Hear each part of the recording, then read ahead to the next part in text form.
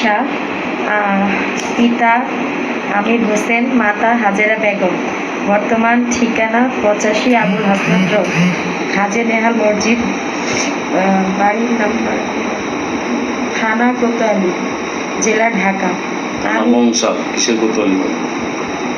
থানা বংশাল, জেলা ঢাকা। আমি এই যে মর্মে জানাচ্ছি যে বিগত 2011 সালের মাঝামাঝি সময় 2014 পর্যন্ত শাহ আলম হোসেন তিশান, পিতা মোহাম্মদ ইসরাইল, মাতা জাহিদা খাতুন, ঠিকানা 65/1 আবুল হাসনাত রোড, বংশাল, ঢাকা।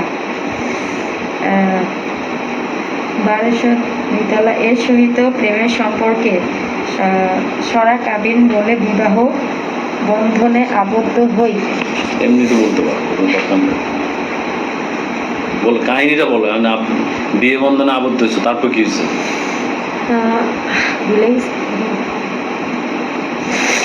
আবদ্ধ হই, বিবাহ বন্ধনে আবদ্ধ হই। বিবাহের মানে পরে কি করছে? তোমরা একসাথে সংসার করছো? হ্যাঁ, সংসার করছি। কতদিন করছো? করছি সংসার বেশি দিন করা হয়নি, বিগত 2014-র কাছাকাছি করছি। কোথায় মানে কোথায় এটা?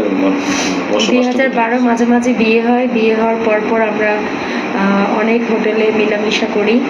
মেলামেশা করার প্রেক্ষে মার বাসায় থেকে তারপর আমরা একটি বাসা ভাড়া নেই রামপুরায়। বেশ আমাদের ভালো কাটে।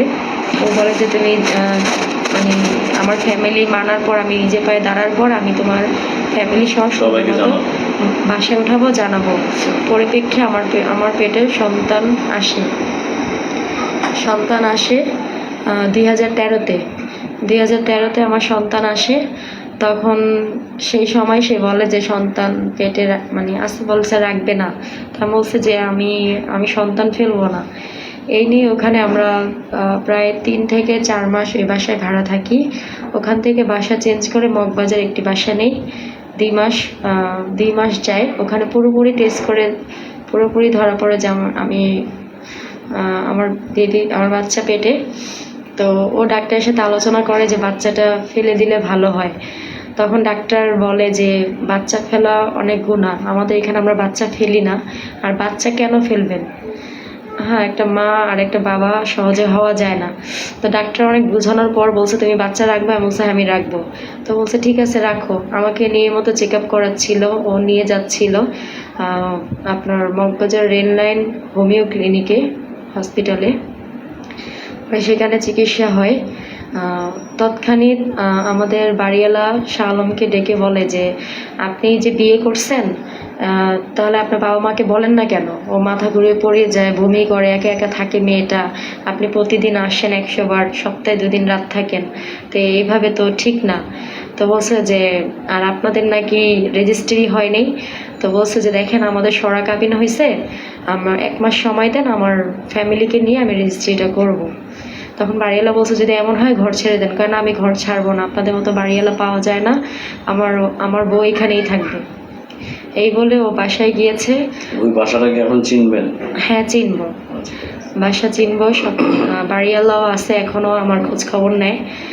তো যখন নাকি ওর মানে আসে না, মানে রাত্রে দেখা করে গেছে, পরের দিন সকালে আসার কথা, আমার অবস্থা খুব খারাপ। বাড়িওয়ালা আমাকে কিছু না বলেই বললো যে আমি আসতেছি। এই বলে বাড়িওয়ালা তার বড় ভাইয়ের দোকানে গিয়ে ওঠে, অফিসে গিয়ে যে বলে যে আপনার ভাই বিয়ে করছে, তার বউর বাচ্চা পেটে, আপনারা কি করবেন করেন। প্রথমত তার মেজো ভাইকে ফোন দিয়ে রাত্রে জানানো হয়। তার মেজো ভাই বলছে যে আমরা এটা মেনে নেব।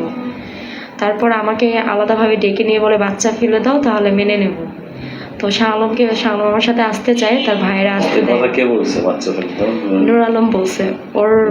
হ্যাঁ, ওর সেজো ভাই নূর আলম। নূর আলম হচ্ছে শাহ আলমের বড়টা, শাহ আলমের ভাই, মানে সেজো ভাই। তো বলছে আমাকে, শাহ আলমের সামনে বলে নাই, শাহ আলম বলছে যে ভাইয়া আমি ভুল করে ফেলছি, ওকে মেনে নাও। পরে বলছে তুই যা, আমরা কথা বলবো। পরে আমাকে বলতেছে বাচ্চাটা ফালাইয়া দাও, আমরা সুন্দর মতো তোমাকে মেনে নিব। তখন আমি বলছি বাচ্চার জন্যই তো এত কিছু, বাচ্চা তো আমি ফেলবো না, কারণ এটা তো আমার হারামের বাচ্চা না। আপনার ভাই আমাকে আল্লাহর রাস্তায় সাক্ষী রেখে বিয়ে করছে। তো যে কোনো একটা কারণে আমাদের রেজিস্ট্রিটা হয়নি। তো এইভাবে বলছি, ওরা মানে না। পরবর্তীতে শাহ আলম আমার সাথে আসতে চায় যে চলো আমি তোমাকে বাসায় পৌঁছায় দিই। রাত্রে 1:45টার দিকে তারা আমাকে একা ছাড়ছে, তার দুলা ভাই আর তার ভাই সেজে ভাই নূর আলম আমাকে একা ছাড়ছে। শাহ আলম বলে আমি যাই, কত যাওয়া লাগবে না, তুই আমাদের সাথে চল। আমাকে রিক্সা উঠাই দিছে, বলছে চিন্তা ভাবনা করে জানায় বাচ্চা রাখবা কি রাখবা না। পরে তাদের ফোন করে, মোবাইল সুইচ অফ পায়, আসে না, কিছু খোঁজ খবর নেয় না। তারপরে পেতে ওর বড় ভাইয়ের কাছে আমাদের বাড়িওয়ালা যায় অফিসের মধ্যে, অফিসের ঠিকানা সব কিছু শাহ আলম দিয়েছিল, আইডি কার্ড দিয়েছিল। পরে গিয়েছে, বলছে আপনার ভাই বিয়ে করছে। অসম্ভব, আমার ভাই বিয়ে করতে পারে না। কয় হ্যাঁ করছে। পরে অনেক কিছু হয়েছে, হওয়ার পর আমার মাকে ডাকাইছে। আমার মাকে বলছে আপনার মেয়েকে এক্ষণ নিয়ে আসেন, সবার বড় ভাই আসলাম, আপনার মেয়েকে এক্ষণ নিয়ে আসেন, আমি তার অ্যাবর্শন করাবো, বাচ্চা ফালাই দিব। কিসের বিয়ে? এই বিয়ে মানি না, এক্ষণ ধরবো 3-4 জন মিলে বাচ্চা ফেলবো। তো এটা বলে তো আমাকে অনেক হুমকির উপরে রাখছে। আমাদের এলাকার একজন আছে কালা শাকিল, নূর আলমের বন্ধু, সে তাদের পুরোপুরি সহযোগিতা করছে আর আমার মাকে অপমান করছে। তো আমার মা বলছে যে একতরফা কখনো হয় না, আমার মেয়ের সব কিছু জেনে শুনে আপনার ছেলে কেন আসলো? আমার মেয়ে তো যায়নি, আপনার ছেলে সাইদা গেছে, আপনার ভাইরা সাইদা গেছে। আপনার ভাই যদি সাইদা না যাইতো তাহলে আমার মেয়েকে আসতো একাতে তালি বাজে? পরে এগুলো বলে টেলো, এত কথা জানি না, মেয়ের উঠায় নিয়ে আসো, কেমনে ওয়াশ করবা করো। তারপর আমি রমনা থানায় একটা জিডি করি, জিডি করে আমার যেন বাচ্চা তারা নষ্ট না করে, আমাকে কোনো ক্ষতি না করে জিডি করে এবং নালিশ কেন্দ্রে জানিয়ে আমি বাসায় আশ্রয় নেই। তারপর আমাকে গিয়ে বারবার কালা শাকিল খোঁজে যে আমি কোথায়। তার ভয়ে আমি ছাদে খাটের নিচে পলাইয়া থাকি। কালা শাকিল মানে ওই এলাকায় মানে রাজনীতির সাথে হালকা পাতলা জড়িত আছে, আর শুধু মানুষের ক্ষতি ছাড়া কিছু করে না। আর আমার মাকে কালা শাকিল বলছে যে 1 লাখ টাকা নিয়ে দেই, 50,000 তুই খা, 50,000 আমি খাই, এখানে ঝামেলা শেষ করে ফেলা, বাচ্চাটা ফালাই দে। পরে আমার মা কইছে কি রে, একটা সংসার ভাঙা মসজিদ ভাঙা সমান কথা, তুই এটা না কইরা তুই টাকার জন্য একটা মেয়ের সংসার, একটা বাচ্চা মারতে চাইতেছস। পরে হয়তো বলে তো শাহ আলম একদিন আমাকে ফোন দিল, আমি তোমার সাথে দেখা করবো। আমি আচ্ছা আসো দেখা করো। পোলা রোডে গেলাম, সেইখানে রাত্রে 9টার পরে কারো বসা নিষেধ। শাহ আলম আর আমি বসে আছি, আমি খুব কান্না করতেছি। তো শাহ আলম বলে বাচ্চাটা ফেলে দিলে ভালো হয় না? তো আমি কেন, নেওয়ার সময় তোমার মনে ছিল না? আর তুমি বলছো যে আমি তোমাকে জীবনে কষ্ট দিব না, এখন কেন এগুলো কথা বলতেছো? আমি গরিব বিধায়ী। কয় না সেটা কিছু না, কিন্তু তুমি যদি আমার নামে মামলা করো তাহলে কখনো আমাকে পাবা না, মানে এই কথা বলছে। তো আমি বলছি যে পরে আমাকে অনেক লোকজন আসছে, ভার্সিটি পোলাপেন, এত রাত্রে এখানে কি করছ? ও আমার বউ হয়, বাচ্চা হয়, আমার বাচ্চা ওর পেটে একটু ঝগড়া চলতেছে, আমরা কথা বলতেছি। কয় না বউ থাকলে আবার বাহিরে কথা বলছ কেন? পরে ওর ভাইরা এইসব মীমাংসা করে ওরে নিয়ে গেছে। পরে আমি শাহ আলমের সাথে একটু রাগারাগি করছি যে তুমি কি শুরু করছো, আমার জীবন নিয়ে ইয়ে করছো। পরে আমার ভাইরে বললো হাতটা ধইরা আপনি নিয়ে যান, দেখি আমি কি করতে পারি, কিন্তু আমি এটা ঠিক করবো, একটু লেট হবে, এই আশ্বাস দিয়ে চলে গেল। তারপর বাসায় চলে গেল। তারপর থেকে আমাকে একটা মেসেজ পাঠালো, মাই আল্লাহ ব্লেস ইউ। তারপর কোনো খোঁজ খবর নেই। কতদিন যাবো খোঁজ খবর নেই? এটা খোঁজ খবর নেই দীর্ঘ 2 বছর 9 মাস। বাচ্চার বয়স কত এখন আপনার? আমার বাচ্চার 2 বছর, আর বাচ্চা পেটে 4 মাসে রেখে গেছে। 4 মাসের বাচ্চা। এমনি বিয়ে কোনো কাবিন হয়নি? না, কিছু হয়নি, রেজিস্ট্রি হয়নি। তারপর সে আমাকে মানে তাদের বক্তব্য কি? আমি তাকে অনেকবার ফোন দিয়েছি, মানে আমার বাচ্চা যখন পেটে ছিল আমার ভাইয়ারা মারছে, মায়েরা মারছে, এটা স্ক্যান করছে স্যান তেন। বাচ্চা কোনো পরিচয় দিত না, এলাকার মধ্যে রাস্তায় হাঁটলে বলতো মায়েরা ফেলবে, আমার ভাইদের ক্ষতি করবে। ওই কালা শাকিল হুমকি করতো, নাজায়েজ বাচ্চা নিয়ে ঘুরে, মানে অনেক কিছু বলতো। তখন আমি কিচ্ছু বলতাম না, মুখ সোজা সহ্য করতাম। সরকারি সাহায্য নিয়েছি, আমার বান্ধবীরা আমাকে সাহায্য করছে, তাদের সাহায্যে অনেক কষ্ট করে না খেয়ে না নিয়ে বাচ্চা দুনিয়াতে আসে। সরকারিতে আমি লাল কার্ড করি, লাল কার্ডের থেকে সম্পূর্ণ খরচ আসে আমার অপারেশনের। আর আমার বান্ধবীরা কিছু দেয়, আমার বান্ধবীর ভাইরা ব্লাড দেয়, বান্ধবীর মায়ের আমার পাশে থাকে, আমার শুধু আমার মা ছিল আর কেউ ছিল না। তারপর আমার বাচ্চা দুনিয়ায় আসে, সেই সময় তাকে জানানো হয়। আর ওর বন্ধুকে সাইমনকে আমি ফোন দিই, আওলাদকে ফোন দিই, তারা বলছে শাহ আলমকে জানাবো, কিন্তু আমি কোনো রেসপন্স পাইনি। বাচ্চা হয়েছে আমি জানাইছি, বলছে জানাই দিব তার বন্ধুরা, শাহ আলম ফোন ধরে না।